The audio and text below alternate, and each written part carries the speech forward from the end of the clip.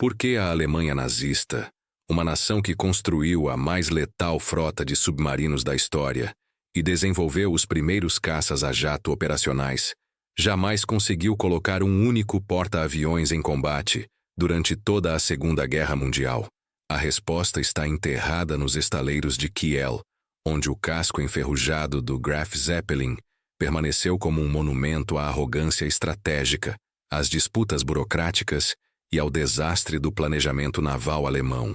Em dezembro de 1936, quando a quilha do Flugzeugträger A foi oficialmente assentada no Deutsche Werk em Kiel, Adolf Hitler e o Grossadmiral Erich Raeder acreditavam estar lançando as fundações de uma Kriegsmarine capaz de desafiar a Royal Navy britânica em todos os oceanos do mundo. O Graf Zeppelin, como seria batizado em 8 de dezembro de 1938, representava não apenas um navio de guerra, mas a materialização de uma doutrina naval revolucionária para a Alemanha. A capacidade de projetar poder aéreo sobre os oceanos, proteger os riders de superfície em operações oceânicas distantes e, principalmente, desafiar o domínio absoluto que a Grã-Bretanha mantinha sobre as rotas marítimas do Atlântico desde Trafalgar. O Plano Z, apresentado formalmente a Hitler em janeiro de 1939, era a expressão máxima dessa ambição naval alemã. Concebido pelo Grossadmiral Erich Raeder e sua equipe de planejamento estratégico, o plano previa a construção de uma frota equilibrada, capaz de enfrentar a Royal Navy em combate de superfície até 1948. Os números eram impressionantes: 10 encouraçados, 15 cruzadores de batalha pocket, 5 cruzadores pesados, 44 cruzadores leves, 68 contratorpedeiros e 490 submarinos. No centro dessa frota monumental estariam 4 porta-aviões de grande porte: o Graf Zeppelin, seu navio irmão ainda sem nome oficialmente designado como Flugzeugträger B, e 2 porta-aviões ainda maiores a serem iniciados posteriormente. A concepção operacional era clara. Os porta-aviões alemães não seriam empregados em grandes formações de batalha, como os americanos posteriormente fariam no Pacífico, mas como elementos de apoio a grupos de ação de superfície, liderados por encouraçados e cruzadores de batalha. Sua função primária seria fornecer reconhecimento de longo alcance, proteção aérea contra ataques de bombardeiros inimigos e capacidade de ataque contra navios mercantes e escoltas leves que os grandes canhões não conseguissem alcançar. O Graf Zeppelin era um projeto tecnicamente impressionante e, ao mesmo tempo, profundamente problemático. Com um deslocamento padrão de 28.090 toneladas e um deslocamento total de 550 toneladas quando completamente carregado, o navio era comparável em tamanho aos porta-aviões britânicos da classe Illustrious e aos porta-aviões americanos da classe Yorktown. Seu comprimento total era de 262,5 metros, com uma boca de 31,5 metros e um calado de 8,5 metros. A propulsão consistia em 4 conjuntos de turbinas a vapor Brown Boveri, alimentadas por 16 caldeiras de alta pressão, Lamont, gerando uma potência total de 200.000 cavalos. Essa planta propulsora permitiria ao Graf Zeppelin atingir uma velocidade máxima de 33,8 nós, tornando-o um dos porta-aviões mais rápidos de sua era. A autonomia prevista era de 8.000 milhas náuticas a 19 nós, suficiente para operações prolongadas no Atlântico Norte, mas aquém do alcance necessário para operações verdadeiramente globais no Atlântico Sul ou no Índico. O que tornava o Graf Zeppelin único entre os porta-aviões da Segunda Guerra Mundial era seu armamento defensivo extraordinariamente pesado. Os projetistas alemães, influenciados pela doutrina de que todo navio de guerra deve ser capaz de defender-se em combate de superfície, equiparam o porta-aviões com 16 canhões SKC-28 de 150 mm montados em 8 torres duplas, dispostas ao longo das laterais do casco. Esse armamento era superior ao de muitos cruzadores leves da época e refletia uma filosofia fundamentalmente diferente da adotada pelos americanos e britânicos, que armavam seus porta-aviões apenas com armas antiaéreas. A bateria antiaérea complementar consistia em 12 canhões SKC-33 de 105 mm em 6 montagens duplas, 22 canhões automáticos de 37 mm e 28 canhões de 20 mm. A proteção era igualmente impressionante. Um cinturão de blindagem principal de 100 mm protegia a linha d'água, com anteparas torpedo de 40 mm. O convés de voo era blindado com 50 mm de aço especial, seguindo a filosofia britânica de convés blindado, em contraste com os americanos, que priorizavam convéses de voo de madeira não blindados para economizar peso e aumentar a capacidade de aeronaves. O convés de voo do Graf Zeppelin media 241,5 metros de comprimento e tinha uma largura máxima de 36,2 metros, reduzindo-se para 24,6 metros na seção de pouso. 2 catapultas pneumáticas de 12,5 metros estavam instaladas no convés de voo, capazes de lançar aeronaves de até 6.500 kg, a uma velocidade de 115 km por hora. O sistema de parada era composto por 3 cabos de arresto transversais, conectados a sistemas hidráulicos, capazes de parar uma aeronave de 5. 0 kg pousando a 120 km por hora, em uma distância de 50 metros. 2 elevadores conectavam o convés de voo ao hangar principal. O elevador dianteiro media 14 metros por 13 metros, enquanto o traseiro era ligeiramente menor, com 13 metros por 11,5 metros. O hangar duplo tinha uma área total de 5.000 metros quadrados, dividido em 2 níveis, com altura de 5,2 metros no hangar superior e 4,4 metros no inferior. A capacidade de armazenamento teórica era de 43 aeronaves, embora a capacidade operacional realista, considerando os requisitos de manutenção e movimentação, fosse de aproximadamente 30 a 35 aeronaves. A ala aérea planejada para o Graf Zeppelin era uma fonte constante de controvérsia e reconfiguração. A configuração inicial de 1938 previa 10 caças Messerschmitt Bf-109T, 13 bombardeiros de mergulho Junkers Ju-87C Stuka, navalizado, e 20 aviões torpedeiros Fieseler Fi-167. Os Bf-109T eram versões modificadas do legendário caça terrestre, com asas dobráveis adicionando 60 centímetros de envergadura para melhorar as características de pouso, um gancho de arresto reforçado e trem de pouso modificado para absorver os impactos das aterrissagens em porta-aviões. Os protótipos dos Bf-109T voaram com sucesso em 1939 e 10 aeronaves foram efetivamente construídas. O Ju-87C era igualmente uma adaptação naval, com asas dobráveis, gancho de arresto e flutuadores de emergência ejetáveis, capaz de transportar uma bomba de 500 kg ou um torpedo de 750 kg. O Fi-167, desenvolvido especificamente para operações embarcadas, era um biplano de reconhecimento e ataque torpedeiro notavelmente robusto, com características STOL excepcionais que lhe permitiam decolar em apenas 140 metros e pousar em menos de 90 metros. Mas a guerra chegou cedo demais, em setembro de 1939, quando o Graf Zeppelin estava apenas 85% completo. O trabalho continuou inicialmente com prioridade moderada, mas a situação mudou dramaticamente após a queda da França, em junho de 1940, com a Luftwaffe de Hermann Göring demonstrando a aparente supremacia aérea sobre a Europa e os submarinos de Karl Dönitz obtendo sucessos impressionantes no Atlântico. A construção de porta-aviões parecia menos urgente. Em abril de 1940, o trabalho foi oficialmente suspenso pela primeira vez.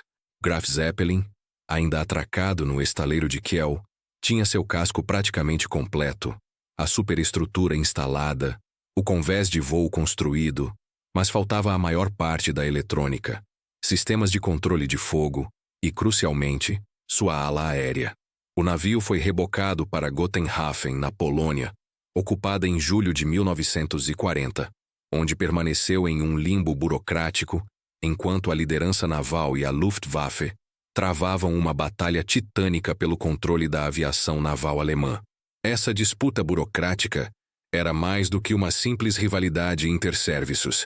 Era uma guerra pelo controle de recursos, prestígio e, fundamentalmente, pela definição estratégica do papel alemão no mar. Hermann Göring, Reichsmarschall e comandante da Luftwaffe, insistia que tudo que voa pertence a mim, recusando-se a permitir que a Kriegsmarine desenvolvesse seu próprio braço aéreo independente.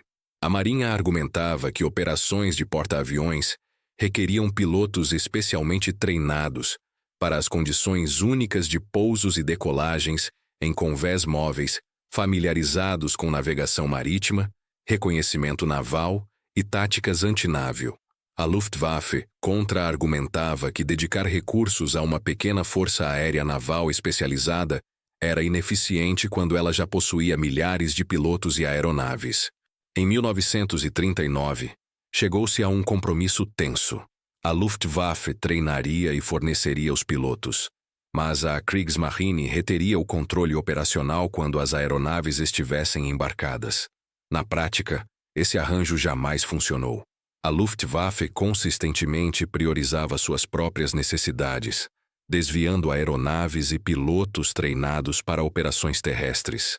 Pilotos que completavam o árduo treinamento de pouso em porta-aviões, realizado em terra usando o convés de prática em Rechlin, eram rotineiramente transferidos para unidades de caça terrestre antes que pudessem ser embarcados. A situação ficou ainda mais complicada com a Operação Barbarossa, em junho de 1941. Com a invasão da União Soviética, todos os recursos industriais, de mão de obra e materiais estratégicos foram direcionados para o esforço terrestre. O aço que seria destinado ao Graf Zeppelin foi redirecionado para a produção de tanques e canhões. Os trabalhadores especializados dos estaleiros foram transferidos para fábricas de munição ou enviados para a frente. A própria doutrina naval alemã estava em fluxo. Após a perda do Bismarck em maio de 1941, Hitler tornara-se profundamente cético em relação aos grandes navios de superfície, favorecendo cada vez mais os submarinos de Dönitz. Em fevereiro de 1942, após o desastroso desempenho dos cruzadores de batalha Scharnhorst e Gneisenau na Batalha do Estreito de Dover, a desconfiança do Führer transformou-se em hostilidade aberta. O Grossadmiral Raeder defendia apaixonadamente seus grandes navios, argumentando que mesmo uma frota em existência forçava os britânicos a manter recursos substanciais na Home Fleet, mas suas súplicas eram cada vez menos ouvidas. Em maio de 1942, houve uma reviravolta surpreendente. O trabalho no Graf Zeppelin foi oficialmente reiniciado. A lógica estratégica era que o porta-aviões poderia fornecer cobertura aérea aos comboios de minério de ferro que vinham da Noruega, além de proteger os grandes navios de superfície baseados em portos noruegueses contra ataques aéreos britânicos. A Kriegsmarine estimava que o navio poderia estar operacional até o início de 1943 se o trabalho fosse acelerado. Aproximadamente 2.000 trabalhadores retornaram ao estaleiro de Gotenhafen. Os motores turbina foram finalmente instalados e testados. Os sistemas elétricos começaram a ser integrados. A bateria antiaérea foi montada e calibrada, mas a ala aérea permanecia um problema sem solução. Os 10 Bf-109T construídos haviam sido transferidos para operações terrestres na Noruega, onde operavam de campos de aviação costeiros. A produção do Ju-87C foi cancelada, com apenas alguns protótipos construídos. O Fi-167, apesar de suas excelentes características, foi considerado obsoleto, e sua produção foi encerrada após apenas 12 aeronaves. Uma nova ala aérea foi proposta no outono de 1942.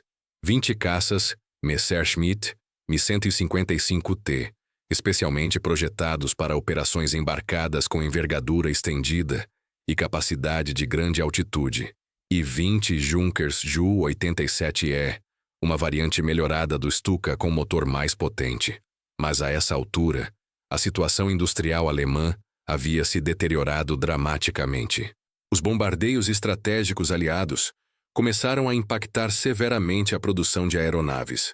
A Messerschmitt estava completamente sobrecarregada, tentando produzir o Bf-109G para operações terrestres e desenvolver o revolucionário Me-262 a jato.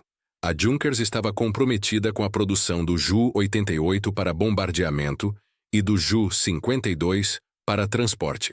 Simplesmente não havia capacidade industrial disponível para produzir aeronaves especializadas para um único porta-aviões que ainda não estava operacional. Em janeiro de 1943, tudo desmoronou. A catástrofe da Batalha do Mar de Barents, em 31 de dezembro de 1942, onde uma força alemã de superfície que incluía o cruzador pesado Admiral Ripper e o Pocket Battleship Lützow fracassou em destruir um comboio ártico mal defendido, provocou uma fúria apocalíptica em Hitler. Em 6 de janeiro de 1943, o Führer convocou o Großadmiral Raeder e emitiu uma ordem direta para desmantelar toda a frota de superfície e transferir os canhões e tripulações para a defesa costeira. Raeder, cuja carreira e reputação estavam fundamentadas na construção da Kriegsmarine de superfície, ofereceu sua renúncia imediatamente. Hitler aceitou sem hesitação. O sucessor de Raeder foi Karl Dönitz, o comandante dos submarinos, que assumiu em 30 de janeiro de 1943. Dönitz, pragmático e focado, havia sempre sido cético em relação aos grandes navios de superfície, mas reconhecia que a existência desses navios tinha valor estratégico ao imobilizar forças britânicas. Ele conseguiu convencer Hitler a preservar os encouraçados Tirpitz e Scharnhorst, mas o Graf Zeppelin não teve a mesma sorte. Em 2 de fevereiro de 1943, Dönitz ordenou a cessação imediata de todo o trabalho no porta-aviões. Dessa vez, a ordem era final. O Graf Zeppelin foi rebocado de volta para Stettin em abril de 1943, onde ficou atracado como um monumento inútil aos recursos desperdiçados. O navio estava aproximadamente 95% completo nesse estágio. Todos os sistemas de propulsão estavam instalados e funcionais. O armamento principal estava montado. Os sistemas de controle de fogo estavam calibrados. Os elevadores operavam perfeitamente. E os sistemas de catapulta haviam sido testados com cargas simuladas. Faltava principalmente a instalação completa dos radares, alguns sistemas de comunicação secundários e, obviamente, a ala aérea que nunca seria entregue. Alguns engenheiros navais alemães estimaram posteriormente que, se tivesse havido verdadeira prioridade, o navio poderia ter sido completado e estar operacional em 6 a 8 semanas. Mas essa prioridade jamais existiu.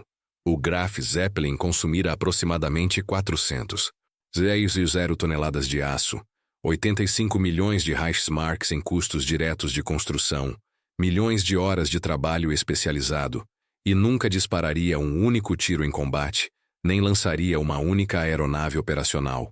Mas a história do Graf Zeppelin não terminou com seu abandono em Stettin. À medida que a situação militar alemã deteriorava-se em 1944, particularmente na frente oriental, o grande porta-aviões incompleto tornou-se uma preocupação tática. Em janeiro de 1945, com o Exército Vermelho avançando rapidamente pela Polônia em direção à costa báltica, comandantes navais alemães reconheceram que o Graf Zeppelin não poderia ser permitido cair intacto em mãos soviéticas. O navio representava não apenas tecnologia naval avançada, mas também milhares de toneladas de aço de alta qualidade e equipamento que os soviéticos poderiam recuperar. Em 25 de abril de 1945, com tropas soviéticas a menos de 50 quilômetros de Stettin e o colapso alemão acelerando diariamente, uma equipe de demolição naval foi enviada ao Graf Zeppelin com ordens explícitas de destruir o navio. O capitão zur See Heinrich Brill, comandante da pequena unidade de demolição designada para a tarefa, chegou ao estaleiro de Stettin com 23 homens e aproximadamente 2 toneladas de explosivos Amatol no dia 24 de abril. Brill, que havia servido como oficial de artilharia no cruzador pesado Prinz Eugen, antes de sua transferência para deveres de demolição costeira, examinou o imenso casco do Graf Zeppelin com uma mistura de admiração profissional e melancolia.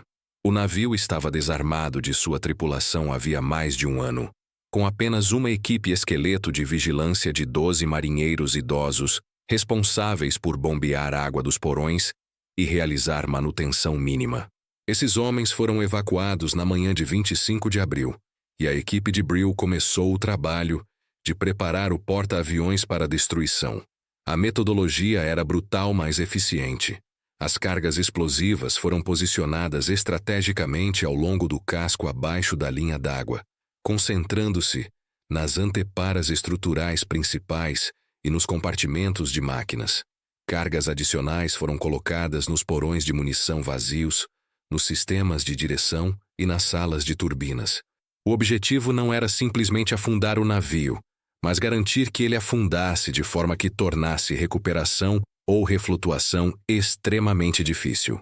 Às 16h30 de 25 de abril de 1945, com o som distante de artilharia soviética ecoando do leste, Brill ordenou a detonação. A explosão massiva rasgou o casco do Graf Zeppelin em múltiplos pontos simultaneamente. Água inundou os compartimentos inferiores com violência devastadora. O porta-aviões, com suas 550 toneladas, começou a se inclinar pesadamente para bombordo. Em 17 minutos, o navio virou completamente e afundou nas águas relativamente rasas do porto de Stettin, assentando-se no fundo lodoso com seu casco partido e destruído a apenas 12 metros de profundidade. Mas mesmo essa destruição não foi o fim da saga. Quando tropas soviéticas do 2º Corpo de Choque da Frente da Bielorrússia capturaram Stettin em 26 de abril, encontraram o porto devastado, com dezenas de navios afundados bloqueando os canais.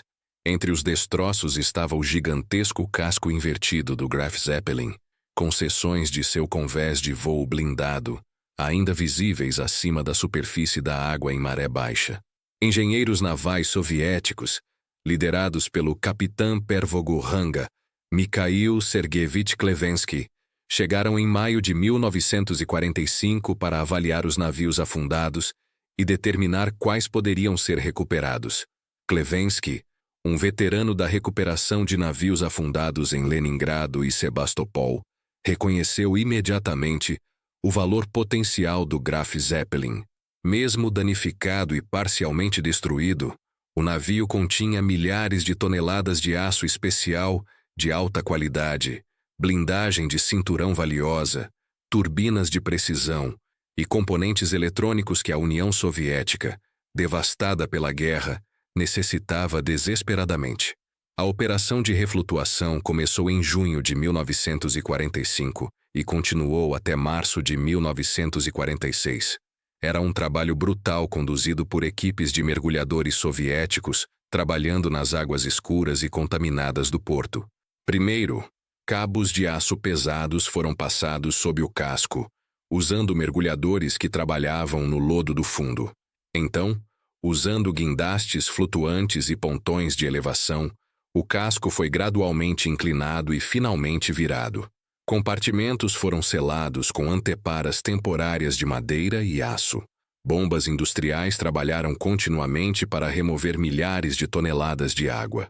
Finalmente, em 14 de março de 1946, o Graf Zeppelin flutuou novamente, mantido à superfície por pontões anexados e ar comprimido bombeado para os compartimentos selados.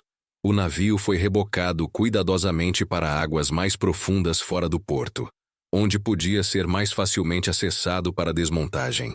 Mas os soviéticos tinham planos diferentes da simples demolição.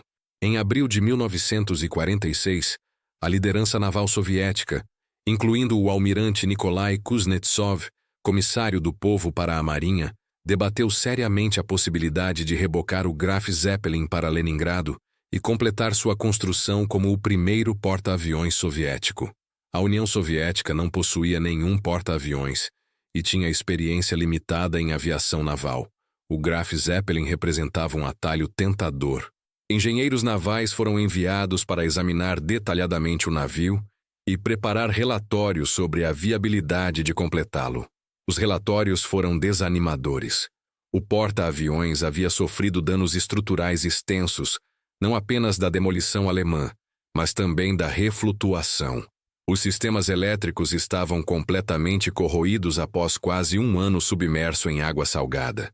Os motores turbina estavam irreparavelmente danificados pela inundação e pela corrosão. As anteparas estruturais haviam sido enfraquecidas pelas explosões. Mais fundamentalmente, a União Soviética não possuía aeronaves adequadas para operações embarcadas, nem pilotos treinados, nem doutrina operacional para emprego de porta-aviões. A estimativa mais otimista sugeria que completar o Graf Zeppelin como um porta-aviões funcional levaria no mínimo 3 anos e consumiria recursos equivalentes à construção de 2 novos cruzadores ou 8 contratorpedeiros modernos. Em uma União Soviética devastada pela guerra, onde cidades inteiras precisavam ser reconstruídas e fome ameaçava milhões, tal investimento em um sistema de armas exótico era indefensável. Em agosto de 1946, a decisão foi tomada. O Graf Zeppelin seria usado como alvo de teste naval. A Marinha Soviética estava ansiosa para testar a eficácia de novas armas antinavio, particularmente torpedos e minas, contra um grande navio de guerra moderno com proteção subaquática avançada. O porta-aviões alemão, construído com padrões excepcionalmente altos de compartimentalização e anteparas torpedo, oferecia um alvo perfeito. Os testes começaram em 16 de agosto de 1947, conduzidos pelo 4º do Flotilha de Torpedeiros da Frota do Báltico, operando a partir da base naval de Świnoujście. O Graf Zeppelin foi rebocado para uma posição a aproximadamente 40 quilômetros ao norte de Świnoujście, em águas polonesas do Báltico com profundidade de 52 metros. Durante os dias seguintes, o casco foi submetido a uma série metódica de ataques. Torpedos modelo 5338, a arma padrão dos submarinos soviéticos, foram disparados contra diferentes seções do casco abaixo da linha d'água. Cada impacto era cuidadosamente documentado, com mergulhadores descendo posteriormente para examinar e fotografar os danos. O sistema de proteção torpedo do Graf Zeppelin, consistindo de múltiplas anteparas e compartimentos de fluido projetados para absorver e dispersar a energia de explosões subaquáticas, provou ser notavelmente eficaz. Os primeiros 3 torpedos causaram danos significativos, mas localizados, com alagamento contido aos compartimentos exteriores. Minas magnéticas foram então testadas, detonadas sob o casco para simular ataques de campo minado. Estas causaram danos mais extensos, com as ondas de choque viajando através da estrutura do casco e causando rachaduras em anteparas distantes do ponto de detonação. Bombas aéreas de 500 kg foram lançadas de bombardeiros Petliakov P-2, embora com precisão limitada devido às condições de mar. A artilharia naval de cruzadores foi testada contra a superestrutura exposta. Ao longo de 3 dias de testes intensivos, o Graf Zeppelin absorveu punição extraordinária, demonstrando tanto a robustez de sua construção quanto as vulnerabilidades inerentes mesmo dos navios mais bem protegidos contra armas modernas. Na manhã de 19 de agosto de 1947, com o porta-aviões gravemente danificado e parcialmente alagado, mas ainda teimosamente flutuando, uma salva final de torpedos foi disparada. 3 torpedos impactaram quase simultaneamente ao longo da seção central do casco, rasgando grandes buracos na blindagem lateral já enfraquecida. Água inundou os compartimentos centrais com violência devastadora. O Graf Zeppelin começou a se inclinar rapidamente para bombordo.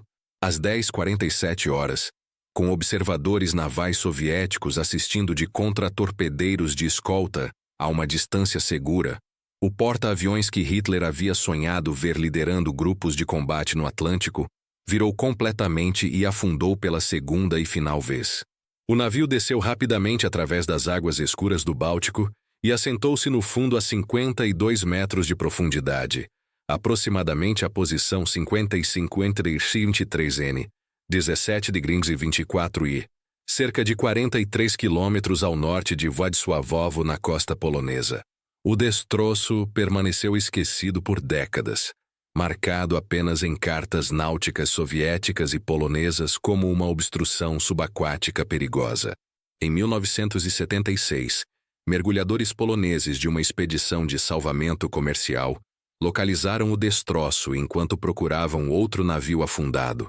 Encontraram o Graf Zeppelin deitado sobre seu lado de bombordo, com o casco partido em várias seções, mas ainda reconhecível como um grande navio de guerra.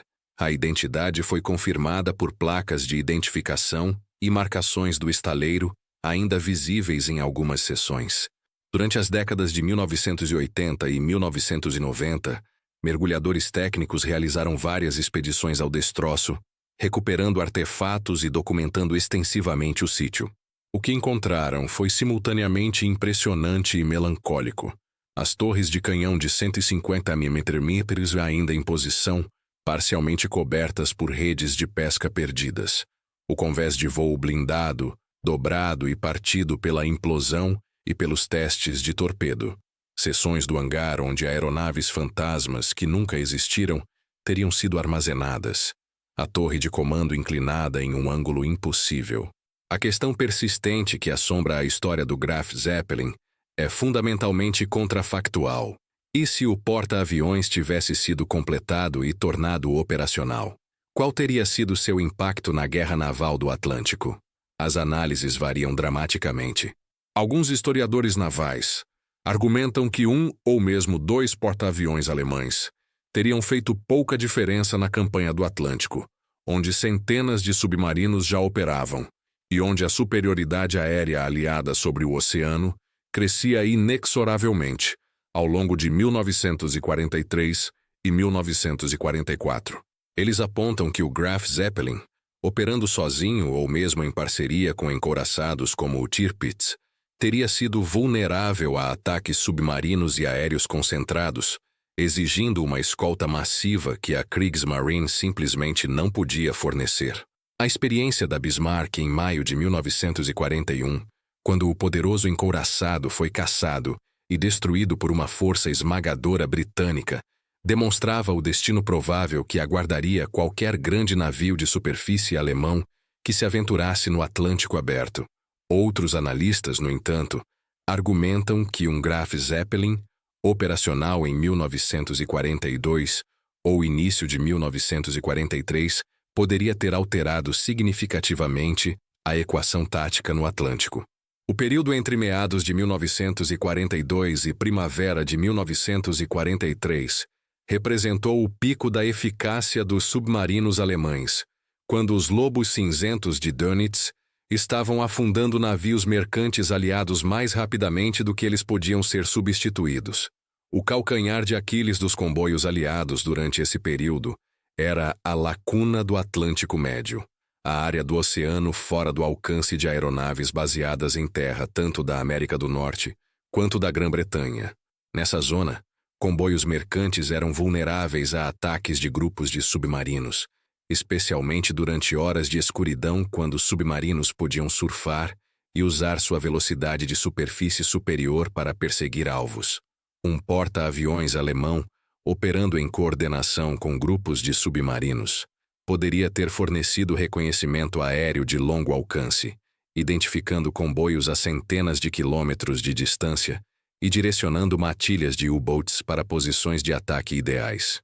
Mais crucialmente, as aeronaves do Graf Zeppelin poderiam ter fornecido proteção aérea contra os temidos bombardeiros de patrulha marítima aliados, os Consolidated B-24 Liberators, de alcance muito longo, e os Short Sunderlands britânicos, que começaram a fechar a lacuna do Atlântico em 1943.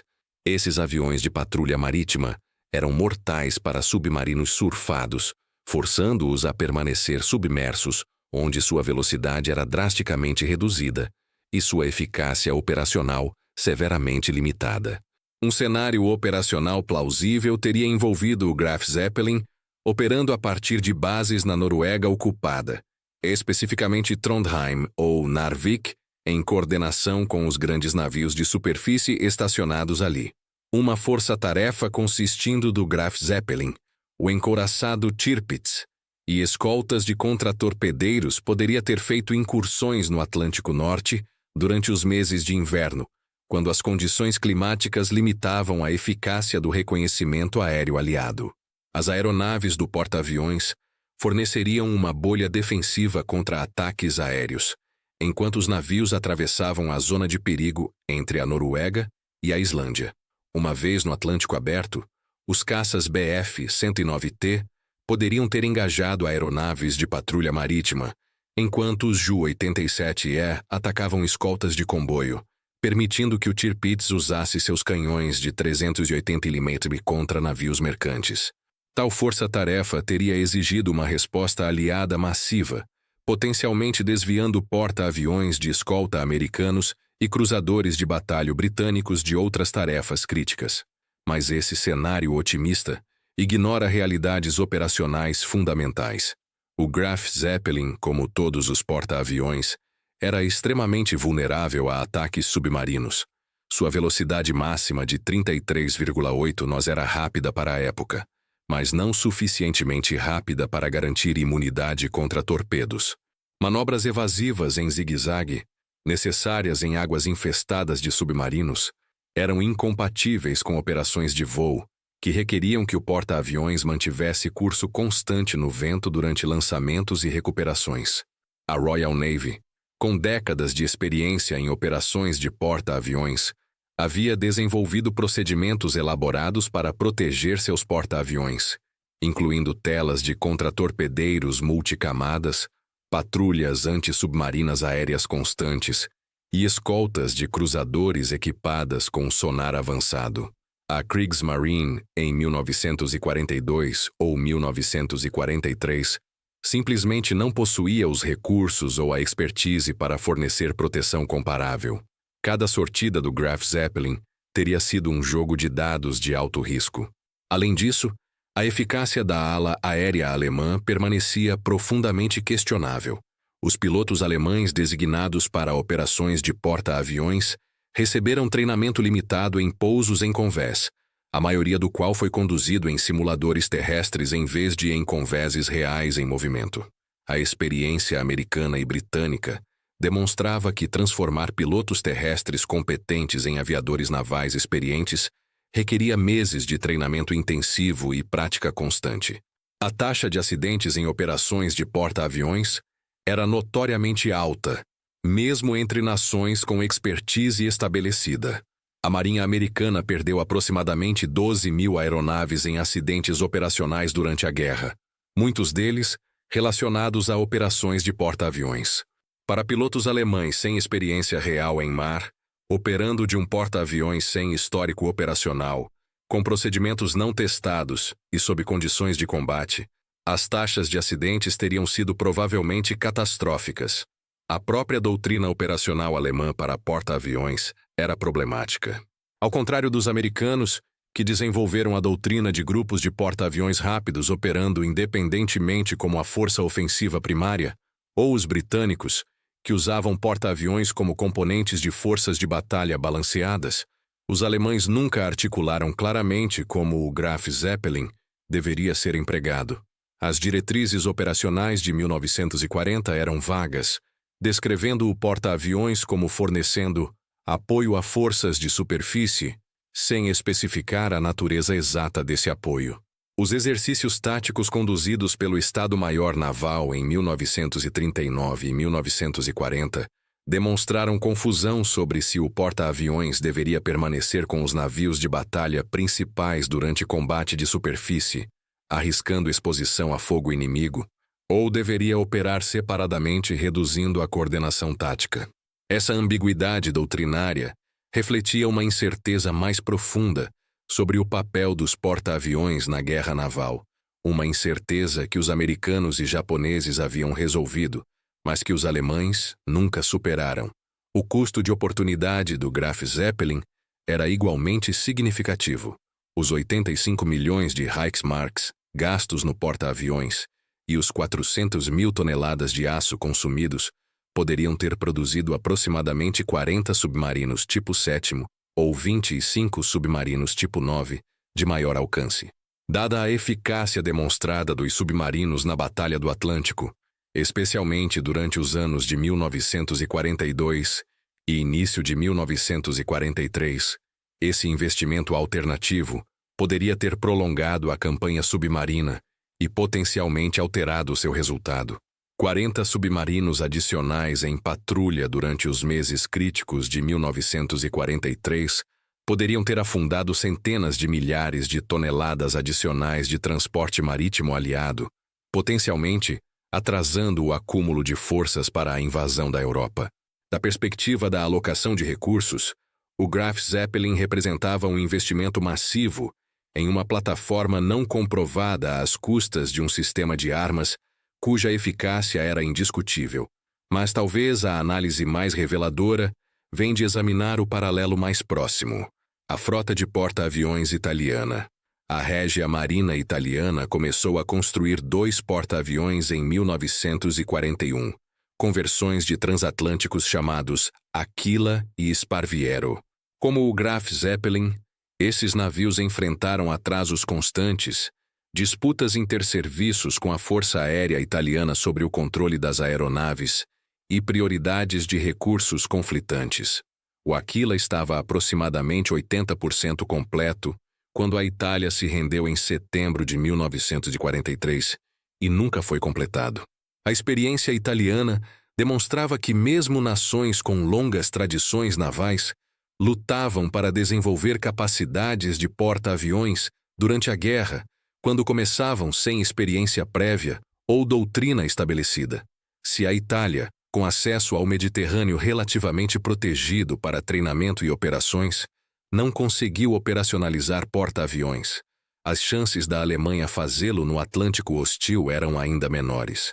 A realidade final era que em 1943, quando o Graf Zeppelin poderia ter sido completado, a janela estratégica para seu emprego eficaz já havia fechado.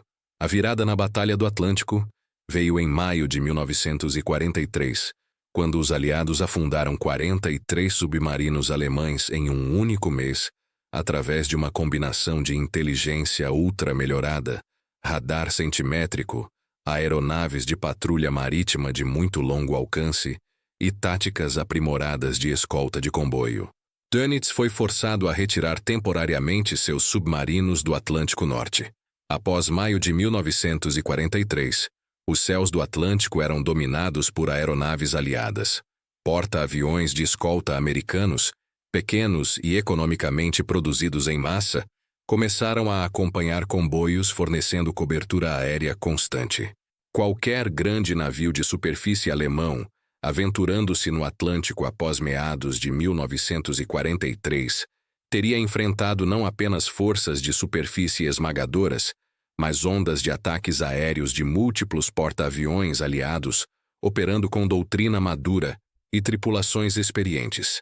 O Graf Zeppelin permanece, portanto, como um dos grandes e-se da Segunda Guerra Mundial, um símbolo potente de ambição mal direcionada e oportunidade perdida. Para a Alemanha nazista, o porta-aviões representava uma tentativa de competir com as grandes potências navais em seus próprios termos, de construir uma marinha equilibrada capaz de combate oceânico em todas as dimensões. Mas essa ambição colidiu com realidades estratégicas, industriais e organizacionais fundamentais. A Alemanha não possuía os recursos para construir simultaneamente uma grande marinha de superfície, uma força submarina massiva, uma força aérea dominante e um exército capaz de conquistar continentes. Escolhas tinham que ser feitas, e o Graf Zeppelin caiu consistentemente no lado errado dessas escolhas. As disputas entre a Kriegsmarine e a Luftwaffe pelo controle da aviação naval garantiram que, mesmo se o porta-aviões tivesse sido completado, ele não teria tido uma ala aérea eficaz. A desconfiança de Hitler em relação aos grandes navios de superfície, intensificada após cada decepção naval, garantiu que recursos fossem direcionados para outros lugares. O destroço do Graf Zeppelin deitado no fundo do Báltico a 52 metros de profundidade, serve como um memorial subaquático a essas falhas. Mergulhadores que visitaram o sítio nas últimas décadas relatam uma experiência assombrosa. Nadar, através dos hangares vazios onde aeronaves fantasmas nunca estacionaram, ver as catapultas que nunca lançaram uma aeronave em combate, examinar as torres de canhão que nunca dispararam contra um inimigo. O porta-aviões de Hitler permanece um dos navios de guerra mais completos que nunca entraram em serviço. Um gigante de 550 toneladas que chegou tarde demais, representando investimento sem retorno, ambição sem execução e planejamento sem pragmatismo. Na narrativa maior da guerra naval durante a Segunda Guerra Mundial, o Graf Zeppelin é uma nota de rodapé, um caminho não tomado, um potencial não realizado.